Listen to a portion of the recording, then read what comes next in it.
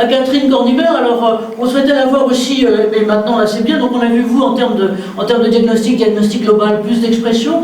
Vous, Catherine, je dirais qu'avec l'ampleur du spectre, si vous pouvez rebrancher votre caméra, ce serait sympa, avec l'ampleur du spectre que vous avez, et la qualité d'expérience de SPS, voilà, même question, quel diagnostic et quelles évolutions récentes? Et merci d'être là. Oui, si vous pouvez être gentil de couper votre caméra, ça serait sympa. Merci Anne-Marie, j'espère que tout le monde m'entend. Désolée pour tout à l'heure. C'est génial, ça marche. Super. Oui, alors pour ce qui est de l'association SPS Soins Professionnels de la Santé qui a été créée en 2015, qui est une association loi 1900 et à but non lucratif reconnue d'intérêt général, on a une Si vous mission pouvez parler un peu plus fort.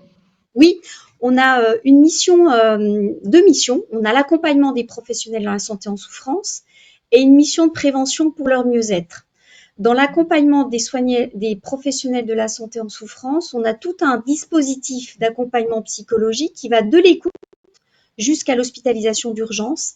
Et quand on regarde ce qu'est l'écoute, c'est un numéro vert, une application qui est téléchargeable, qui permet de contacter de façon jour et nuit, de façon gratuite, anonyme et confidentielle, plus de 120 psychologues sur une plateforme avec 100% de décrochés.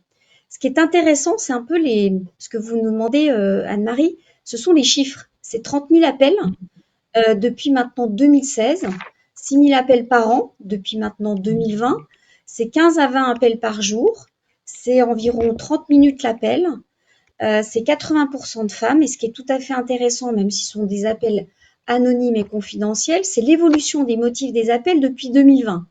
Au départ, en tout cas au moment du confinement, on avait vraiment un épuisement professionnel de tous les professionnels de la santé. Vous avez parlé tout à l'heure de qui étaient ces professionnels. Ben, nous, c'est effectivement les soignants, les paramédicaux, les administratifs, toutes les autres professions, y compris d'ailleurs les vétérinaires, les psychologues, les ambulanciers. C'est plus de 4 millions de professionnels en France. Et parmi ces 4 millions, effectivement, ces motifs de souffrance sont quand même très intéressants parce que de l'épuisement professionnel, on passe à une certaine lassitude, perte de sens.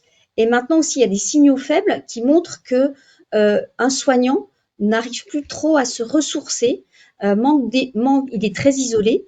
Et effectivement, il y a des signaux faibles aussi sur l'éco-environnement.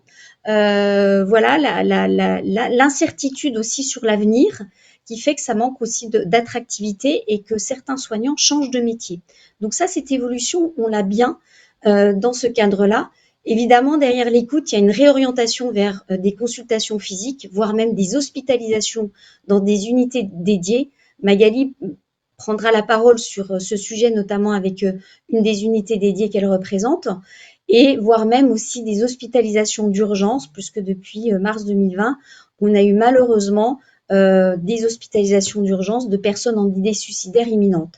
Un chiffre quand même sur lequel l'association est en grand combat, c'est 3 professionnels de la santé qui suicident tous les 2 jours, et encore c'est minimisé. Encore la semaine dernière, encore la semaine d'avant, des jeunes se sont suicidés. La gestion de crise est fréquente au niveau de l'association pour gérer effectivement ces personnes qui sont en idée suicidaire ou même qui se suicident parce que ça fait une onde de choc tout autour de ce personnel. Donc l'association, c'est effectivement cet accompagnement des professionnels de la santé en souffrance avec l'écoute, les consultations physiques, l'hospitalisation d'urgence, mais c'est aussi des actions de prévention pour leur mieux-être, puisque depuis 2019, on organise notamment des ateliers de prévention en journée, en présentiel, en atelier du soir. On a une cinquantaine d'ateliers différents qui ont permis de former plus de 5000 professionnels de la santé autour de 250 ateliers autour de la gestion du stress, du management, de la communication, de tout ce qui est mode de vie, alimentation et droit et prévoyance, que ce soit les hospitaliers, les libéraux, les femmes, les hommes, le médico-social. Et c'est vrai que c'est aussi une sacrée sensibilisation puisqu'un professionnel de santé n'a des fois même plus conscience qu'il mange mal, qu'il dort mal ou qu'il ne bouge plus assez et qu'il ne gère plus ses émotions. Donc c'est vrai que cette plateforme, ces chiffres, ces actions, ces formations aussi et puis toute la pédagogie qu'on met autour permet aussi de suivre les motifs de souffrance mais aussi de sensibiliser tous les professionnels de la santé à des actions de prévention.